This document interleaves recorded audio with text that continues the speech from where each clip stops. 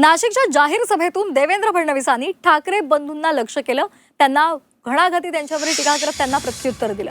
ठाकरे बंधू निवडणूक पर्यटक आहेत, ते फक्त निवडणुकीपुरताच नाशिकला येतात असा हल्लाबोल फडणवीसांनी चढवलाय.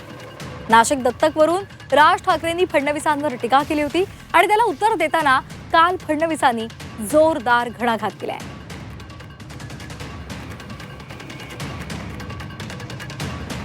2012 साली ज्यावेळेला ज्यावेळेला इथे सत्ता आली,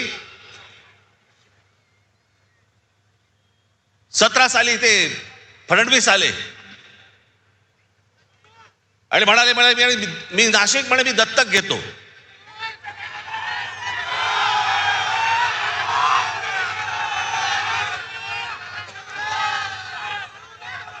आणि त्या सगळ्या गोष्टींना नाशिककर भुलले आणि आम्ही जी कामं करून ठेवली होती ती सगळे विसरले. आणि दत्तक घेतो म्हटल्यानंतर हा बाप परत फिरकलाच नाही.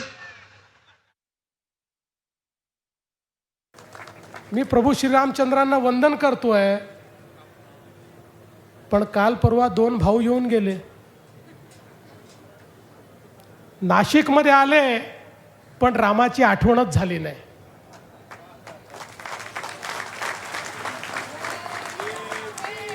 नाशिकमध्ये येऊन ज्यांनी राम मांडला नाही, आता त्यांच्यामध्ये राम उरला नाही.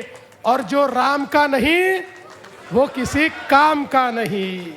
तुम्हाला विचारायचं आहे, तुम्ही किती वेळा नाशिकला आले? मी तर वर्षातनं 4दा नाशिकला येतो, पण तुम्ही किती वेळा नाशिकला आले?